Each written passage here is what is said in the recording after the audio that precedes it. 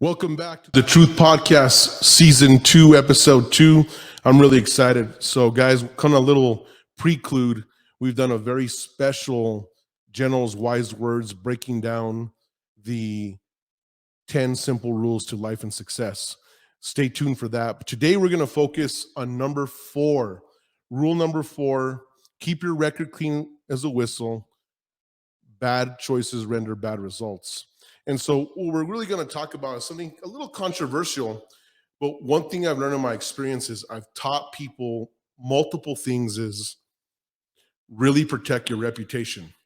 In business, you can, I was one time talking to Diego Sanchez on an airplane once and said, as a fighter, you might be able to be knocked out 2 or 3 times and might be able to get up. In business, if you make one bad decision, you might not ever be able to get up again. Doesn't mean for you to say, let's go ahead and give up. But the situation is, it's a lot better to make smarter choices in our life so that we're never in a position that we have to defend.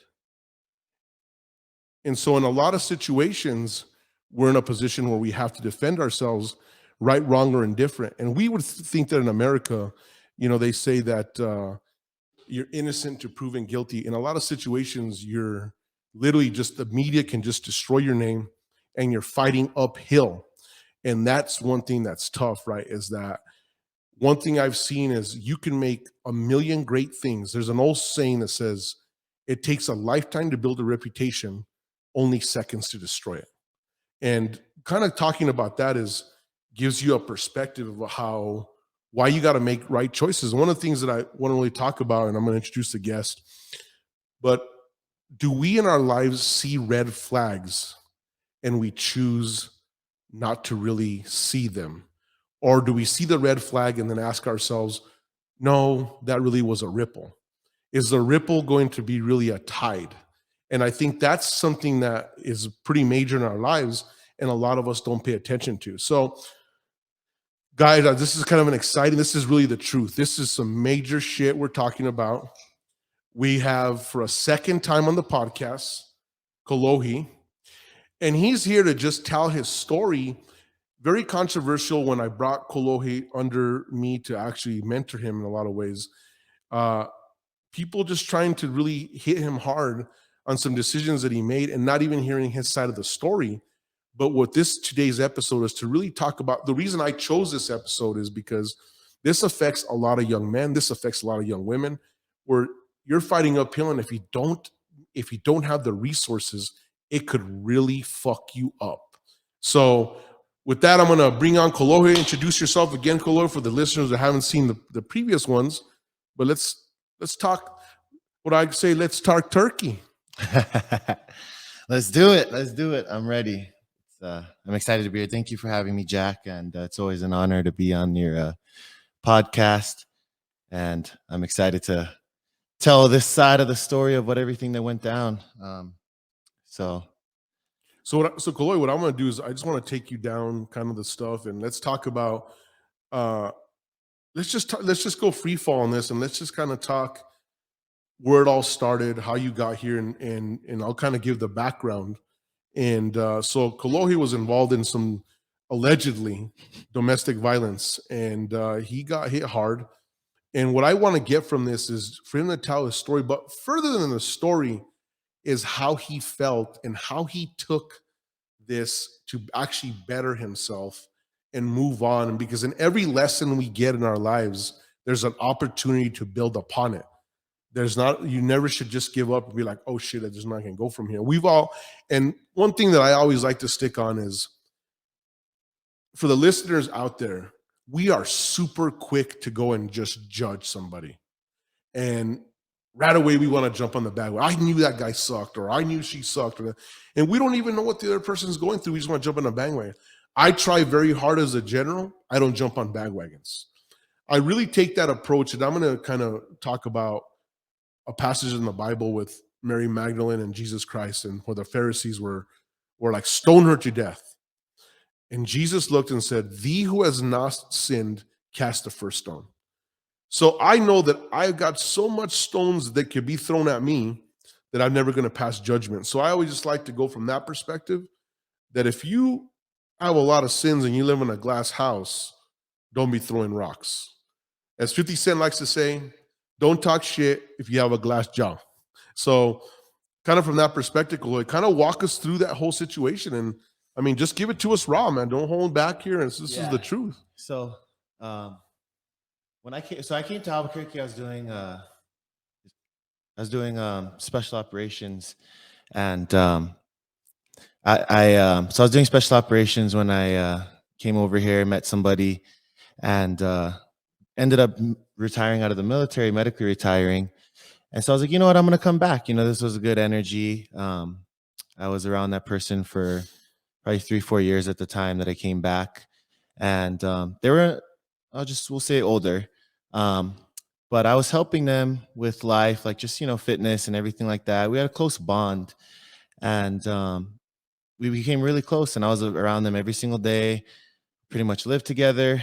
And there's just times I want to say that in your heart things change, and when you try to go to a different direction, the other person doesn't like it. You could face some consequences. And so things started happening when you got money, you got power, you can say things, it becomes an attorney battle at that point. And it was more of like using the law to control my actions on what I did, as far as like trying to leave or stay or this and that. Keep in mind, this is younger Kolohe, so I was a little wild. There's the women, and then I'm like all distracted, and so my head's over here, my head's over there, and so I ended up seeing someone else, and that's kind of like how this first initial battle started, where it was, I had no trespasses put on me to keep my belongings. Then it went from that to restraining orders, and literally it was just in a matter of just saying stuff just to keep my belongings. Like it was a power control, So if you have my belongings, I want my stuff, So I'm not gonna just let you keep my things, because one of the times there was no trespass got put on, and I had to wait to go and get my belongings. I went to go get my belongings. 3/4 of the stuff was there. Then I went back to that situation, and then all of a sudden my stuff was there, and it was like, hey, the maid had it underneath the stairs or something, and I was just like, Christmas ornaments, and I was like, how to, just there's no way that would have happened, So I already knew what the situation was. Then it happened again, and it was just this constant cycle of back and forth in that situation, which the very last time it ended up being, I was like, well, if I don't get my stuff, I had no way in entering, so I had to force my way. I'm not gonna be honest. I had to get in there, get my belongings, and it ended up that and started a whole nother thing. And anytime, I guess I should say to like the people out there, is like it's so easy to put something on somebody. Anybody could say anything, and instead of, you don't even, it's a one-sided story, and now you're just there to fighting to prove your innocence. You don't even have to, like I could say anything about anybody. I can mark myself up, I can do whatever, but you're gonna have a record, and you're gonna have to prove yourself innocent. So while that situation was going on, I had another thing that that I went off into, and that ended up being where it was a very, I guess I should say it's the best way to explain it. It was there was tension on both sides. It was two. So let me back something up, Kolohe, for the listeners. And so, like, that Jen's going to hit you with the truth, right? And so I think what we're talking about in that previous situation, and we got Nikki Swagger also from the woman's perspective here. What I want to talk about is, so you found greener pastures, and you wanted to. This is the younger Kolohe, and so the woman's like, "No, I don't want you in greener pastures." And this is what I talk about being clear with things. Do you think that in that situation, if you would have been clear and been like, you know what, I'm moving on to greener pastures, because as men, we're trying to like not hurt feelings, or we're trying to not pace it the same way, or you know what, downright we might like the sweet nectar, and we're like, you know what, we want to be able to come back. That's a fucking reality. And I've been in these situations in my past, right? I'm not going to tell you, but, and so we want to leave the door open. Do you think if you would have just been like, hey, I'm moving on to this new pasture, no door closed, do you think you would have gone through the situations? No, most definitely not. I think it would have avoided everything. I mean, just like you have, the Truth podcast, I think it's when you're just straight up forward and honest, it can save a lot of things. Like for me, I was tossed between two people, and it's you don't want to lose what it's just like you said, you think the grass is greener. And of course, I guess it'd be controversial right now. I don't know if to say the grass is greener or not, but it was more of a sense of, I feel like, what you truly want in your heart, and I wanted, because that's where the grass is really greener, where I was going to pour my energy into. And I was pouring my energy into this new thing. And so we'll say relationship two, that we'll call that one. So there's relationship one, and then relationship two. I was pouring my energy into that. And I think more so for me, though, it was more of a, what started it is trust really is everything. So I wasn't sure like what this relationship two truly wanted, if they were really about it. Because for me, I'm like, if I'm gonna be with anybody, I want them to stick it out till the end. I don't need no wishy-washy back and forth. You go meet some guy, you go and leave, and then come back and then leave as you please. Like for me, my big thing with that situation, why I was so back and forth with that, with relationship one and two, is because I'm like, are you gonna leave? Are you gonna stay? Like, I'm like, because my life is good right now. My life was good with relationship one. And because I didn't want to lose relationship one, and I kept bouncing back and forth, that kind of stirred up the pot with, we'll say, relationship one, where she got mad. She sees that I'm starting to go elsewhere. She sees that I'm starting to wander. And with that, there's only one way. Her way of laying down the hammer was, with the power, and that's what with my belongings. Obviously I like my belongings. The retaliation, I think that's what I want to kind of talk about. This is, it doesn't matter what type of relationship you're in, whether it's in business. I think you have to have very clear intentions across the board. But I think us as humans, fear holds us back. I tell that fear is the devil's playground, right? And so we're scared, and you're thinking unknown, and you're like, well, you know what? I'm relationship number two brings this fire that you think that you're missing from relationship number one, but you like the stability from relationship number one. But what I like about you, Kolohe, I think this is why I take you and I mentor you, is because you never bullshit the general, right? You just really kind of give the path. And with the question I asked, you said, look, you know what? I did go to pastures and I probably could have avoided all this. But the thing is why I formed the Truth Podcast and what we're doing is so that listeners can listen, because there's a passage. Let me back this up. Wise is the man who learns from someone else's mistakes. And I've talked about this in many podcasts, right? So with that said, we want people to say, shit, I'm in this situation. Fuck, you know what I mean? I'm in this marriage that I really don't like, but I'm here with this coworker having an affair. But if the husband finds out, it might be a disaster. It could be worse. You might lose your life. I mean, this is what we've seen, a lot of crazy shit. So what we're trying to do is to get people out there, not only to listen to the story and know that who you are, but hey, don't go down this path. Like, you know what I'm trying to say? The path's not there. So kind of get in. With that said, we want to get back on topic. And so kind of just hit it. So we're walk us through the scenario. Yeah, so relationship one was this, it was a very financially comfortable. I mean, I'm good financially, obviously, but they all thought this was the we'll just say the sugar mom. I'm gonna be honest. That's what everyone thought it was. I mean, yes, life was very comfortable. So that's one of the things, I lived a very comfortable life without even needing to worry for myself. Did I care about the person? Yeah, of course. It's something, when you spend time with somebody and things like that, you of course care. Um, and so I was leaving, the thing that I was looking at was like, am I going to leave this comfortable position in life that is very comfortable? So to go for this new thing where, yeah, I'm good on my own, but now the ball is all in my court. I have there's no one to fall back on. I knew if things didn't work out, and if I was in relationship one, and let's just say something happened to me, I knew that I had a big cushion that I could pick myself back up on. Relationship two, that wasn't the situation. I had nothing. If I failed, if I lost it all, that was done. That was it. It was more off of, for me with the relationship two, I had to think, like I'm like, I'm leaving all this to be with you, and like you got to be 100% with me, with everything that you say, you do. And so I ended up, the relationship two ended up going on, because that relationship one, there was a restraining orders. I had counter restraining orders that, like, I countered her back because I felt like I was being pressured. I mean, I was scared, honestly, because it was a the accusations just didn't stop. And it was like this and that and stuff like that. So I had to, retaliate in a way. And then it went from that point to, hey, if you drop your restraining order, I'll drop mine.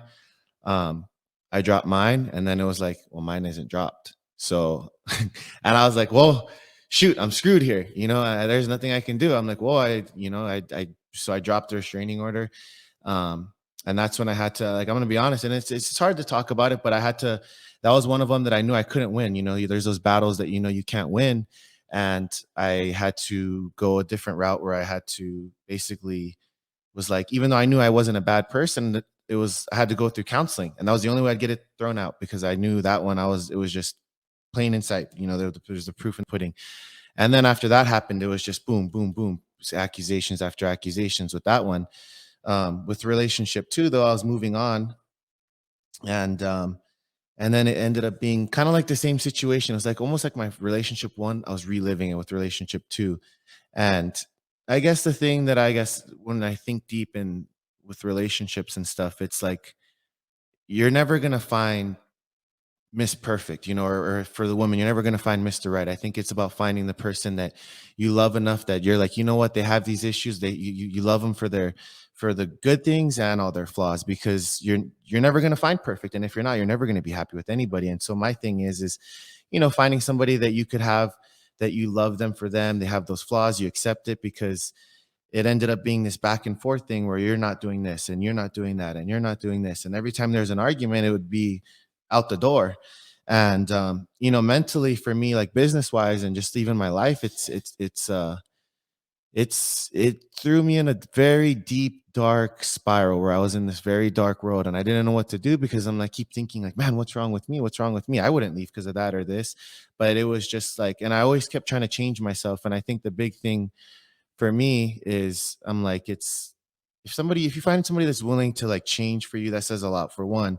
But two, you got to know what you're getting yourself into before you start wasting people's time. Because you know I read a quote, I think, the other day, and it said, accept somebody for how they are and not for their potential, because you want to try and change them in this, because Yes, yes. you can't guarantee the potential on what they're going to be. All you have to go off of is now, and how they are, and as what you see them as, is that, now. And I mean, it's great to believe in somebody and see all these different potentials, but also understanding, like, the reality of, hey, this is what I have, this is what else is out there, and knowing that in life there's never going to be anything perfect.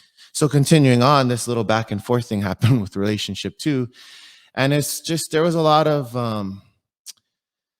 how do I say this? It's hard, but Contention? it's, A lot of contention. yeah, it's just there was so much back and forth. And so I didn't know. I'm like, in my heart, I'm like, do I move on? Do I not? Because it kind of goes back to, like, if you're gonna say something, like, say what you mean, and mean what you say, and be clear. Like, if you want to give up on somebody, give up. And I should have been honest with that first relationship, and what I truly wanted. But I was so conflicted and lost that I couldn't be honest, because I didn't want to lose relationship one. So I played this back and forth Yes, game, yes. which isn't right at all by any means, And so now I was reliving that in relationship two. But it was like, The roles were changed. yeah, the roles were changed. And I'm not stupid, you can play me for a fool or whatever, but I'm like, dude, I'm 31 now. I know these games. Like, I've played these before, and so I was getting the one games played on me, whether it was, what actually was happening, whether there's men involved or not. I mean, I wasn't, I'll be honest, I wasn't the best person, in the beginning, because I didn't know. I didn't want to put all my eggs in one basket. I was kind of back and forth too, like tossing. But this is what I'm trying to say, Kolohe. So this is what I try to say to the listeners, and this is something, right? There's an old thing that says two wrongs don't make a right. Mhm. So it's like in business, if I come in with the wrong intention and I'm like, I think this business partner is not 100%, so I'm going to come in with my 30%. Well, 30 and 20 only make 50. Now there's a 50% spread that nobody got to. Mhm. So I think foundational, you in a relationship, you have to come in with your foundation strong immediately, because then it's really tainted. It's kind of like the concrete's fucked, right? And I think that one thing that people don't know, because it's not much, it's maturity, right? You're like, well, I'm afraid of putting all my eggs in one basket. I'm afraid of getting hurt. So I'm gonna come in and I'm gonna do some stupid shit. Like, I'm talking to another chick on the side. And that doesn't really work, because what happens is that it'll spiral. And so everything you're afraid that's gonna happen, you literally bring it to fruition. I mean, do you got anything on that, Nikki? What do you think? What does the swagger say? Yeah, actually, one of the biggest things, and I'll only ever talk from experience, because if one thing I was good at was breakups, and I've had long term relationships, I've had excellent relationships, I've had wishy washy. And when I really learned something is when I stopped pointing my finger at them and I started pointing the finger at myself. I'm like, okay, what's the common factor in these issues, right? Like, I would say I desired this and then I'd have it in a relationship, but then I think it lacks something else. So then I would look for something else. I can honestly say that maybe I wasn't faithful in all my relationships because I was always looking for greener grass or a bigger plant or a bigger tree.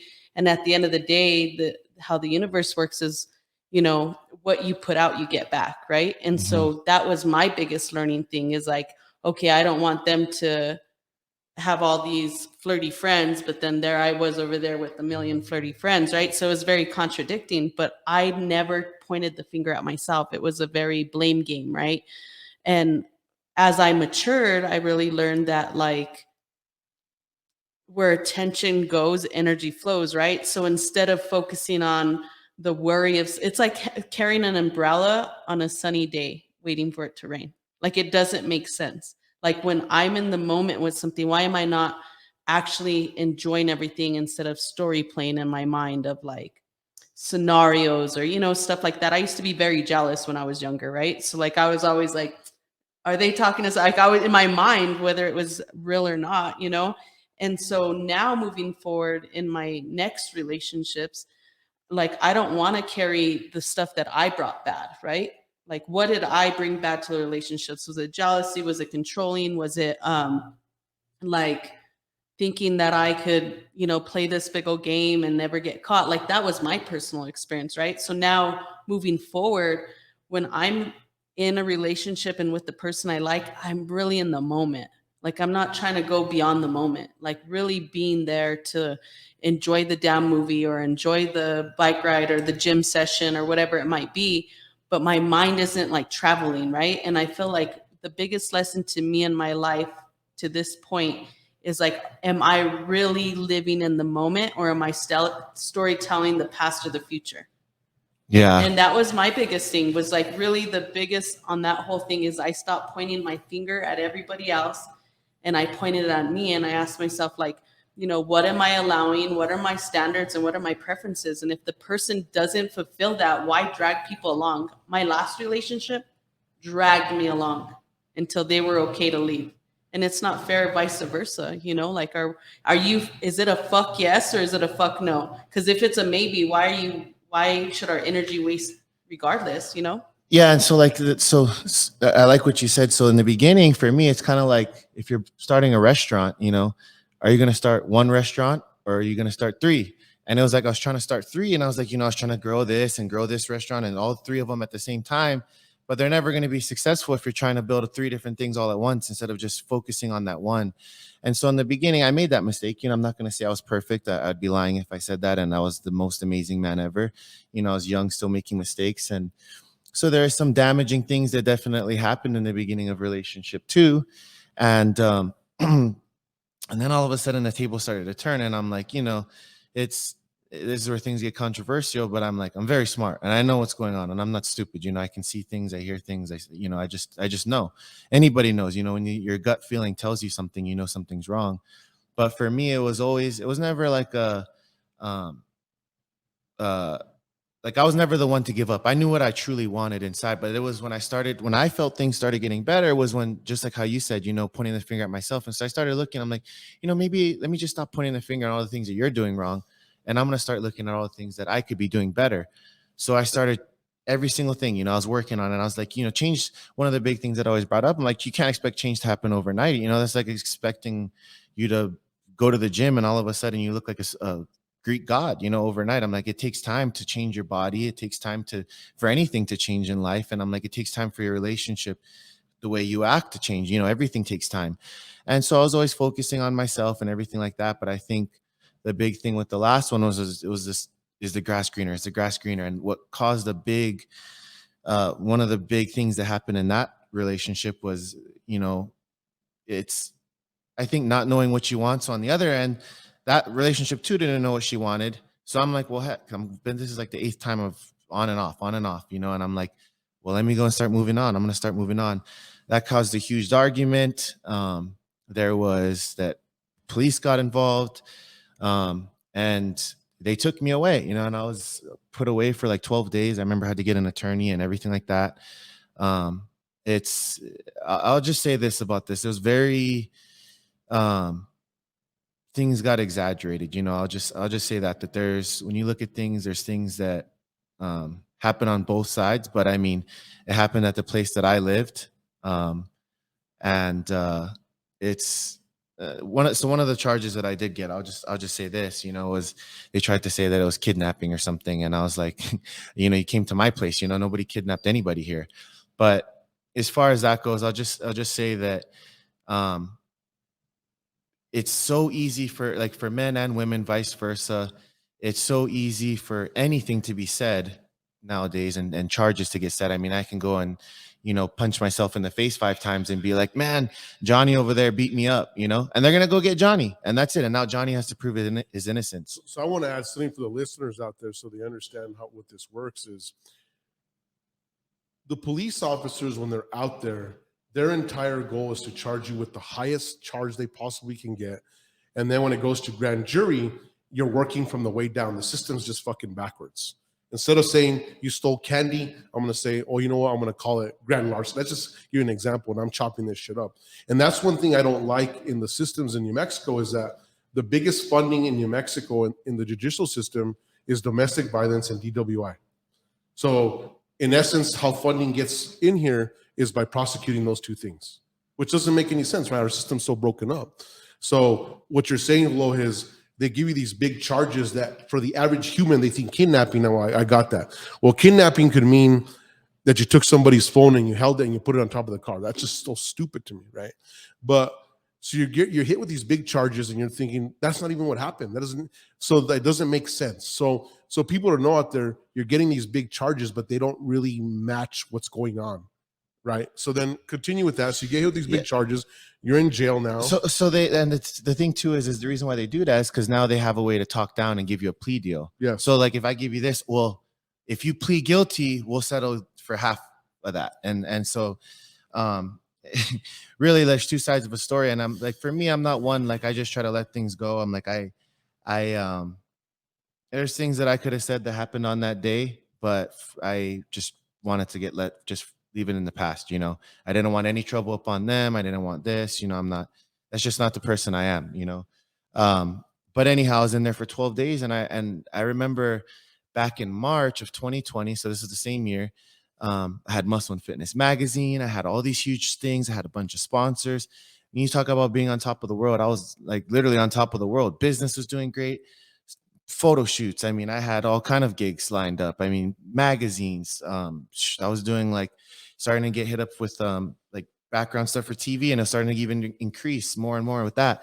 Well, when that happened, that accusation happened. Then there's someone else that tried to piggyback on that and tried to say, "Oh my God, he did like the Me Too movement," and and it was kind of silly. I'm just like, all right, for what, you know? But it's just story after story and trying to say this and that. And I'm not saying, like, I'll be honest, I know there is a lot of stuff that people that really go through real shit, and it's not even about this is why for me I feel like it's important to be truthful, because there are people that actually go through some stuff, and you can't just play the blame game. Like, you know, if you're beating up your dude or something like that and they try to grab your hands to get you to stop, you can't be like, he's resisting and doing this to me or what, you know what I mean? Like there's a lot of things that get exaggerated and stuff like that. And granted, there are things that do happen. I know it goes both ways.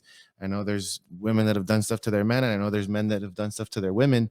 But really, I'd say the best thing too that I've learned from that is just, you know, recording everything that goes on, because you just never know, you know. And so I'm there sitting there, and I remember it was 23 hours, 30 minutes a day I'm in jail. And I thought, man, like, this is my life. And at the time I was facing 21 years. 21 years is what they had me facing, is what the maximum sentence was. And I remember looking out at the skies, and I was like, man, like, I'm never going to see daylight again. Never going to see anything. I ended up having to spend like $10,000 to get an attorney just to get me out. Never had a record, nothing, clean. Never had anything, but they didn't want to let me because they said I was a threat to society when I had no record at all whatsoever. And it was tough, because for me, I was like, here I am, I've always cared, I've always been a caring person, and there's situations and even just relationships where it's just like they purposely trigger you, like try to spark that, where you make that decision. And that's when it comes to like, one thing I will say I've learned from counseling that I've like kind of benefited with going through that is they have like the emotional mind, the wise mind, and a lot of people make decisions off of their emotions instead of their wise mind and thinking about what they're doing. And so now I always think, whenever I feel my emotions kind of changing, not to act upon emotion, but to really think about what's going on and what the other person is trying to do. Are they trying to trigger me? Are they trying to get me to seem crazy or whatever? And I feel like I've really grown through that. And it's so when I eventually got out in 12 days, they had me on an ankle bracelet for 4 months. And it was just a really scary situation, for me. When I really look at it, I'm just like, it's how quick and easy it is to your life to just take a U-turn when you talk about keeping your record clean, just uh, from any kind of situation. I mean, I've dealt with countless situations where it's just like, it's, this and that. I mean, I have, I won't say, I won't get into details, but I have literally a burn on my leg from one of these individuals, not the ones that I'm talking about right now, but there's another one. And I legit have a burn for the rest of my life because she got crazy. But you don't hear that upon story, about getting burned by a skillet. But I told one of my friends, I was like, dude, look, this is literally from someone wilding out, and burning me. But I don't. It's the thing within my heart. I'm like, and I even told one of my friends that I saw today, one of the people that I saw today, I said, I have no hate in my heart because that'll kill you too. For me, I wish best upon everybody, and I always try to look at the positive. And I'm like, you know what? I hope they all do well, and this and that. But Kolohe, so walk us to let me give you one thing. So you go through this. So what did you end up going to court, or how did it get resolved? Yeah, so it ended up like, so we're going to court and all that. Well, first off, the restraining order got dropped. And then the restraining order got dropped. The story ended up changing, and the truth, I guess, came out with everything, and that ended up getting dismissed. And so once that got thrown out, that got dismissed, and then you still had to wait another year, and then it finally fully got dismissed. But the truth ended up coming out. Me and relationship 2 ended up getting back together, and we were together even before that. But it's before everything got dropped. But it's just kind of like things getting blown out of proportion with just everything. So the thing is about it, it's kind of like this could have been solved without getting Hollywood and bringing in the cops involved, and now it's a big old situation. But what it shows is that you were still in a relationship. So the individual comes back, you're in a relationship, but now going through this with an added situation. So I think prospectively, it gets dropped, but the relationship is back, and now you're back together in this situation. Is that correct? Yeah, so we're back together, and it's what's funny is or even when just looking at that situation now, I'm just like, it's so I'll say this story, and this is probably the best thing that I've ever the advice, and this is honestly, I got this when I was in jail, because I was facing 21 years. So I was with killers. These dudes are murderers. They've done like committed serious crimes, and I remember this one dude when I was there. He was there for murder, and he ended up walking in on his wife and this guy having an affair. And he literally walked in there and saw this, and the guy was just like, "What are you gonna do about it?" Literally, a dude is over there having sex with his wife, and said, "What are you gonna do about it?" And he had a gun, and he literally told me, he's like, "I took him out," and his wife, or I guess the wife, came and grabbed his gun or whatever, and he took both of them out. But one thing that he told me after that happened, he said, "Chloe, he said, you're a smart kid. I know that you're a really good person." He's like, "And I'm going to tell you this right now." He's like, "I'm not a horrible person." He's like, "I thought on emotion, and I said, I have to spend the rest of my life here." He's like, "And so I want you to remember this one thing. I wished I would have walked away." He's like, "Anytime you've seen anything like some kind of crazy argument," and that's one thing that I've learned, like this, when you start seeing things getting heated, or because I know domestic violence is huge here in New Mexico. When you start seeing that heated conversation happen, it's easy just to go take a breather, and just be like, "Hey, look, like it's getting a little intense. Yeah, I yeah. need to, I Take just a need break. to, it's not even that I'm avoiding this, like just take a breather, and we can readjust, or we can attack this situation when we're both calm and we can both talk in a calm manner, because I feel like that'll solve so many situations. I know even just for me personally, even when things were getting just kind of intense, it was like we're saying things that we didn't mean. And I found that that was causing situations to get really escalated. Yeah. And when it could have been avoided, and we started practicing that. Honestly, it helped me a lot with, because things got back together with relationship number 2. And that was a person that, I mean, I'm not gonna lie. There's obviously I was with them. I was engaged and everything, and it it took a lot of forgiveness on both ends. There's a lot of damage done on both ends. But for me, I think the big thing with any relationship and it working out is you got to decide what you want. Is it, are you going to try and water the neighbor's grass, or you're going to water your own? Because it's so many times we think the grass is greener when it's not, and then we're ended up on this stuck situation. And this is kind of where that back and forth goes on, where you're like, oh, this doesn't work, but you're so much on an ego trip or a power trip, or you don't want to, you want to punish somebody, that you're like, I'm going to make them suffer. And then you end up suffering, and you're like, oh, this sucks. And then you come back, but you can't and then you get drawn in. And so for me, I was that first relationship, I was playing that game with someone else, and I kept going and seeing if the grass was greener, seeing if the grass was greener, seeing if the grass was greener, and making decisions that, totally is wrong. I don't agree with any of that at all. And then it was like karma hit me, and now I'm playing this situation.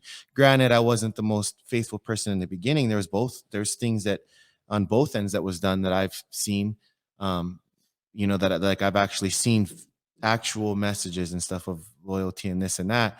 But at the end of the day, regardless, there's no need to point fingers on who did what. There is damage that was done. And I think the big thing is in a relationship, just leaving it in the past. Like if you're going to come back together, be like, hey, we either make this work and leave this in the past, or we don't, instead of thinking like, if you truly love somebody. For me, the way that I've always looked at life, I'm like, what's truly important? Is this benefiting me, and analyzing it like a business. I think we've even talked in things, but like, even just for me, business wise, on everything that I do, I'm like, what are the goods? What are the pros that are coming out of this? What are the cons?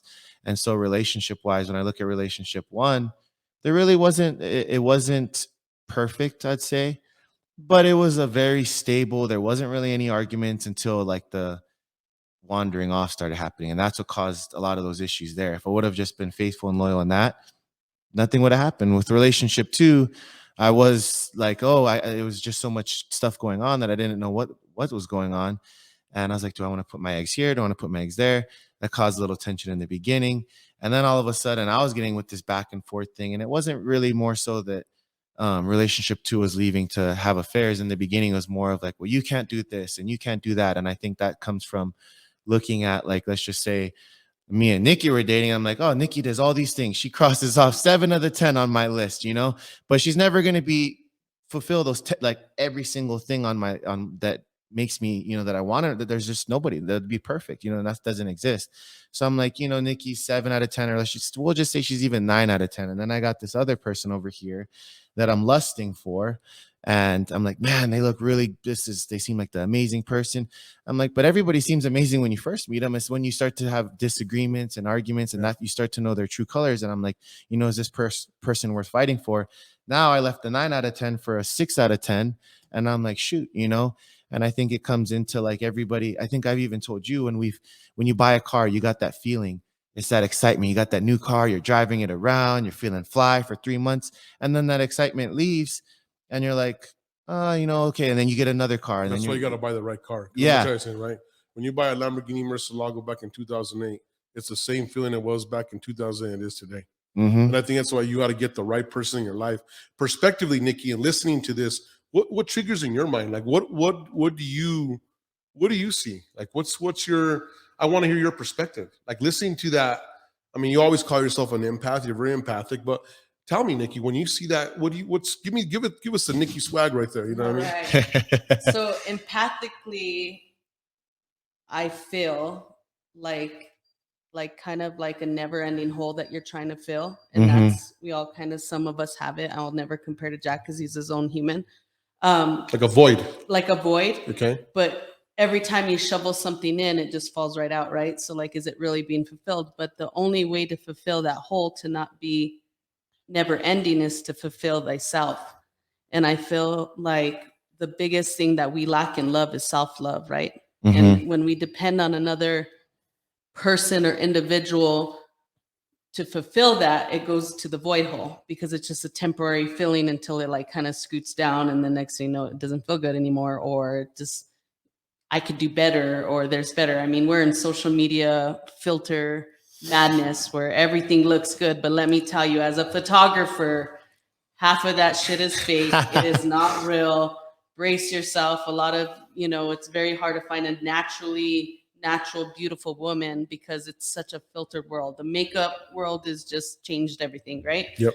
But where I can really talk to myself, because as I told Jack since day one, since I met you, I see a lot of me in you. Mhm. Vocally, ambitiously, sporadically, we have a lot of elements that I was like, wow, I met a mirror image of me, and I'm looking at myself. I'm going to be 35, and my 31-year-old self saying, do I tell him what I know so that way it doesn't? And the whole thing is if you don't fill that hole, everything is going to go through it, whether it's a job, whether it's a new hobby, whether it's a new career. So my biggest thing was learning how to love thyself. Like once I felt like I truly love myself, like another individual actually kind of tainted my love. It wasn't like they gave me love, they kind of tainted it, right? And I feel like until you find that, no matter if it's relationship 1, 2, 3 to 20, you'll always have repeated patterns that reoccur, no matter what. I don't care how perfect they are, because your personal pattern has not changed. And until you find whatever that is and you fulfill that void, then your relationships could be solid. Like Jack don't give a fuck. Jack is solid with someone, without someone, alone, in a tribe, fucking across country. Jack don't give a fuck, right? Because why? No one brings happiness to Jack but Jack. I think the only thing that could add a happiness to Jack is an animal.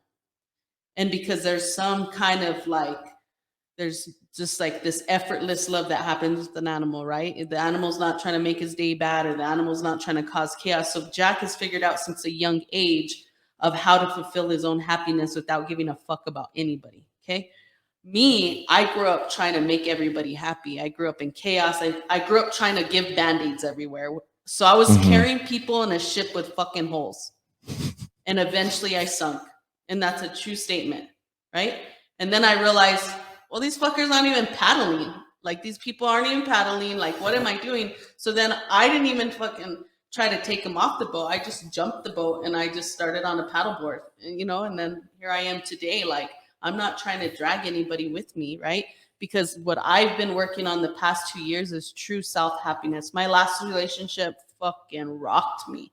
It rocked me because I was like, how could I let someone drag me like that? Like, how could I do it? And I was like, oh, here I am pointing, right? Pointing. So I looked back and I was like, 1, I wasn't over my ex when I got with this one. 2, I was over there in Model World Central surrounded by nothing but hot chicks. So I wasn't like, So I I have was a very question. antsy. I have a question Yeah. with that. So you're talking about, you're always pointing a finger, and I think a lot of things that I used to have, but I think even just with one of my other relationships, it was that victim mentality, because it was never me, it was always the other person. And you when you say you're pointing a finger, I think we both, and especially in my relationship too, it wasn't a sense of like, you know, I feel like I've gotten better because I've started to look at myself. So I've grown so much because I was always trying to change. But that happened when I got rid of the victim mentality.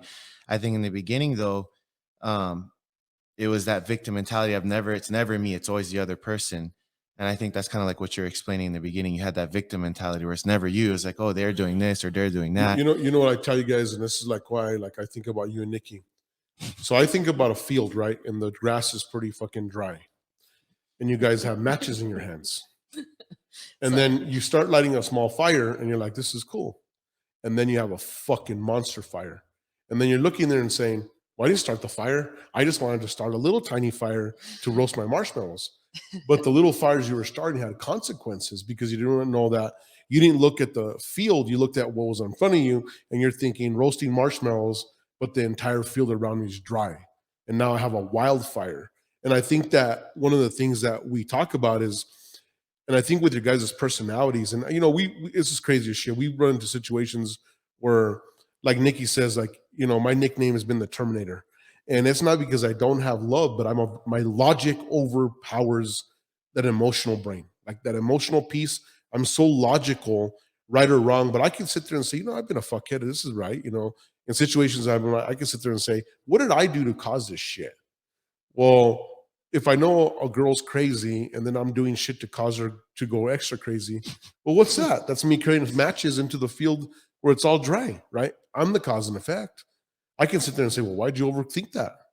Were you gonna be mad? No, it's at the end of the day, we're causing the shit for ourselves. And I think at the end of the day, sometimes we don't know how much that other human's gonna, because we can't control another human, right? But we think that's not a breaking point for us. So it's like lifting weights, right? Kolohe, we're in there lifting heavy weights. But if we brought a third guy with us and we're in the weight room and we're cranking away and we're lifting some pretty crazy shit, we bring a third guy and we're like, well, we want you to do 30 reps at this, and he can't do it. Well, we're in weightlifting, we're like, okay, no matter, drop the weight, right? But why we don't do that in life, do we? No. We put the weight on somebody and thinking they can do the 30 reps, then they break, and then all of a sudden we're pissed and say, oh, geez, they went and got the hammer and hit you with it because they feel like you pulled their muscle. And that's what the crazy part is, because we're applying weight that they really can't hold, but we don't know the measurable because it's not somebody subatomically that we're watching, because emotion can't be measured. So we don't know how much emotional strength someone has till we put them to the test, but we like to test. So, as men or as females, I think in life, and this is what I always tell everybody, if you're not emotional ready for a relationship, just don't get in it, because you're going to cause yourself a lot of fucking terror. And you don't know the person you're with. Are you going to cause them to do something batshit crazy? Yeah. I like what you said earlier, but even I was just reading on the 10 rules. But it's to be clear and honest with people. And I think it's be clear and honest also when it comes to what we're talking about with yourself, because I feel like even just looking at this, like myself and just relationship issues that I've had, that I've dealt with still currently, and then before, and everyone else, is when you're honest with yourself and know what you want, it makes things so much more clear. Like how you said, the 2008 Lamborghini, you're never going to have that feeling change. And I think a lot of times what I've noticed and what the issues that I've had is there's the 2008 Lamborghini, and then you see a 2021, I don't know, Challenger or something. You're like, oh, that's a nice car. That's cool. I'm wondering what it's like to drive that. And you go over there and you drive it and you're like, man, but you're not going to ever trade in your Lamborghini for the Challenger. You know what I mean? It's like, so you forget the value that you truly have. Just, and maybe a little older. And as time goes on, you have this relationship that it's 10 years older, 15 years older. And now you have something that new that comes around and you're like, ooh, that looks exciting. It's got this, this, and this. But you forget what you truly have at home. That Lamborghini is always going to be that Lamborghini. It's the name, it's the statement. And so when you know what you want in your head, you're never going to trade in your Lamborghini for something that's not even worth close to that, But see, the thing is about it, the reason I chose like Lamborghini, right, is you look at the certain cars in the past, like there's a 1960, I think it's a 62 Porsche that's worth $2 million. No, it's $6 million. There's not a new Porsche that's worth that. And so what they say is that you want to choose something that has such intrinsic value that it doesn't matter if the fucking thing comes in. When you're driving a 2008 Murcielago, that car today sets performance standards that have not been met. Look at the years. We're talking almost 14 years, right? One of the only cars that still does over 210 miles an hour, and you're not going to blow up. But at the end of the day, like when you roll up in that Lamborghini and those doors go up, I don't care. I own a Dodge Demon. Still not going to rock my socks. I'm not going to be like I'm trading the Lamborghini for the Dodge Demon. I'm the guy who owns them both. You know what I'm trying to tell you? Yeah. And I think eventually we have to not settle for less. But what you're talking about, and I think what you and Nikki have done in your past, is you guys get a Honda and you put Lamborghini doors on it, and then you try to convince yourself that it's going to grow into a Lamborghini, but it never had Lamborghini potential. So all of a sudden, all you're doing is you're not true to the self, and it's causing the issues. And I talk from my own experience. This is shit that I've gone through in my early 30s, right? Where I was like, oh, I think this, but all I'm gonna do is just causing myself a lot of problems. Like, because I'm hard on myself because I'm like, I have very high intellect. So when I cause myself issues, well, I already knew what the scenario was gonna be. So why did I fucking even put myself in the scenario? Yeah, I think a big thing too for me is like kind of how I said, like you can't, like when you talked about control, you only can control yourself. And this helped me a lot. I'm like, I can't control what other people do. I can only control what I do. I can't control whether they want to go wander off and do this with this other dude or this other female, whatever relationship you are, but controlling yourself. And I think that the big thing comes down to when I said, for me, I was willing to always change to be better. And I'm happy that I did because, for me, I've seen myself grow so much. Granted that it's been a chaos and I've went through all these life lessons and I learned the hard way. I almost just got destroyed and my reputation. I mean, just like you talked about, my reputation was almost destroyed. I've had lost a lot of money. It was just a whole nine, but it helped me when I try to look at the positives. It's those experiences. I'm glad that I've learned it early on. And to be an example, I mean, it kind of sucks what I went through, but I hope other people can learn what I went through by, when it comes to people, just being honest, being truthful with them, and what you want, because you can avoid a lot of things.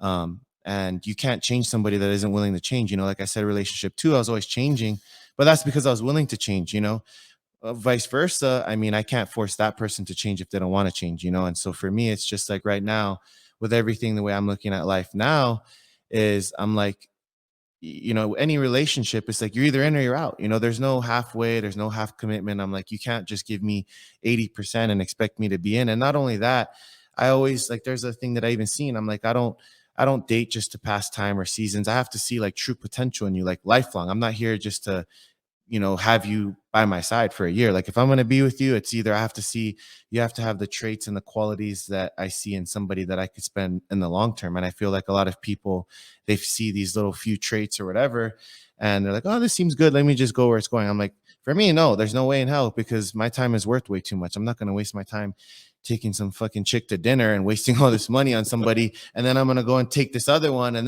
that's kind of what I was doing. And I came to literally being some soap opera where it was just like, I told Tom, he's like a novella. yeah. I'm like, holy shit, this guy's like the novella, man. I'm like, even now it's call just you Hollywood. Yeah, Hollywood. It was literally Hollywood. It was a movie. I have a question for you, and I think it's just something that I think is important. If you were to look back at you right now, your older self, what advice would you give yourself? I think honestly, the first one would be just be honest, because it's like what you truly want. Because I feel like it's hard to say if I would have left a relationship or not, because I get to see what's going on with like the relationships after that. I don't know, but I do feel that with anything, I think you should always be honest with your partner. They deserve that honesty, whether you're with them or not, because you can't tell, like, let's just say you split up, you can't leave somebody and tell them, you're doing one thing and you're really not. Or if, for instance, like, let's just say I'm not together with somebody and you just be like, I'm staying single and I'm doing my own thing. And, the other person moves on and then you're like, oh, well, what are you doing? This and that. For me, the big thing is being honest. And so like with relationship 1, if I would have told myself to be honest and clear on what I want and said, hey, like I don't know where I'm at right now. Like I want to explore, but being honest, instead of getting caught lying and now I've pissed this person off to where now they want to retaliate at me and they're mad because I've hurt them, and it's just, and I never want to hurt anybody, it's not right for anybody, man or woman, to do that to somebody. So I feel like honesty and trust is definitely number one. I know some individuals, and man, I'm not going to mention their names, but it's called like, you got to be straight gorilla. That's where I got the gorilla name, right? And straight gorilla is, it's always good to be honest with somebody and say, look, you know what? Even if you're a young man and you're there and say, look, girl, you know what? I think I like you because you have a nice ass. That's what it is. But I mean, people are afraid to say that, right? I'm trying to tell you, but there's no real long-term deal. Or you know what, dude? It's like, I always like to laugh because I'm in conversations with my friends all the time. And they're like, do you think you'd have had the play you had if you weren't as successful as you are? And I said, that's the most oxy fucking moron question I've ever heard. That's like asking a model, do you think every guy in the world is going to want to put you on your fucking wall because you're not a model? I mean, because you're a model. Like, that's just dumbest shit ever. So when I break shit down for people, and this is the Truth Podcast, men want to be with the most beautiful woman they possibly can tolerate. And women want to be with a big, fucking, strong, powerful male, and that includes money. Nobody wants to be with a broke motherfucker. I mean, it's going to give it to you straight. At the end of the day, that's just the truth. So obviously, at the end of the day, it's like a bull. In society, the lioness doesn't want to mate with the weak lion because he can't protect that. So when I laugh and I've told some of the friends, and I'm like, I look him in the eye and I'm like, that is the stupidest thing ever. Would your husband, would he have got with you if you were some mediocre ugly chick? And I want to laugh because some don't bring anything to the table except their looks. So I'm like, yeah, well, I can answer that question for you, but you're gonna be mad. But you know what I'm trying to tell you? But that's just who I am. But ultimately, that's what I'm trying to say is that people want to sometimes render words to fuck your mind up, and they don't even know what they want, or they don't even have the ability to get there, right? It's like, and that's what I kind of saw with you. I saw like here, I see when I met you, Kolohe, is like That's Nikki, what was going on. I was down. It's so I see like, I saw a Jack at 16, 17. I'm not trying to throw you a dig, but I'm throwing a 17. I was a fucking supreme shape. I'm talking about 16, 17 Jack. That's a sexy young Van Damme, playing all these women. And I realized, but the one thing I learned that it causes a lot of havoc, right? It causes a lot of havoc. Mhm. And so what I'm trying to say is that ultimately but if you can just be really truthful, I call it guerrilla talk, and just say, this is what it is, and you get it out, then there's no room for interpretation. I mean, Nikki, how many times have we been in guerrilla talk, me and you, right? It's not the most comfortable, but it's guerrilla talk. It's like, it is what it is, right? Yep. Well, even when we first started, that's kind of where how we even met. Is I was struggling, and I was just like, I need some advice because everything was just seemed like it was going downhill. And so for me, that's kind of where everything led to, with meeting you. And then it was just like, I think the big things that I'll just kind of leave it off of is, the honesty and the trust, the no mind games and telling people one thing and meaning another, because that, you're playing those head games and now they're going back and forth. You're like, well, does this person think this? And then trying to pull well, if you loved me this, or I was just like, you should never be playing tests with somebody that you love. No. I feel like that's super wrong. There's no, you love them or you don't. You either want to make it work or you don't. And, that can avoid a lot of things and tension. And lastly, I just say, like, really just being a good person, but just be careful with who you involve yourself around, because, it's like I said, Look at this. It might be like this. She might be sexy, but she might be crazy. He might be handsome, but he might be crazy. So at the end of the day, you got to kind of measure that out. So kind of to recap this, guys out there listening, the recap of this was this. Be honest with the other person so that you don't really hurt them that deep and they want to come at you and take you to the next level. There's an old famous saying, Nikki might know, I don't remember, but they say a woman's scorn is, I think, stronger than something. I'm going to chop that fucker up. I don't remember right now. But ultimately, a mad woman is a very dangerous animal. Just watching the wild, when a lioness is really pissed off, it could be bad. So I think ultimately we have to go into say, look, let's not play the games. Just be really honest and say, look, guy, you know what? If you're not in it to win it, say, I'm here for the fun ride.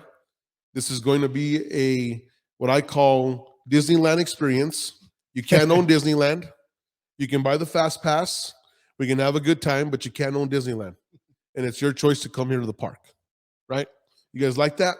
So I think that ultimately that's what it's at. So Kolohe, thanks a lot for coming on and being honest and what you're going on. And guys, don't be stupid. Again, don't get anything that could get you fucked. And what we learned from this whole podcast is, let's make those right choices and don't fuck with people's minds because it could backfire on you. And we've all been guilty of that, myself. And so I just try to shoot it straight as an arrow as I possibly can. And let's just keep it rocking.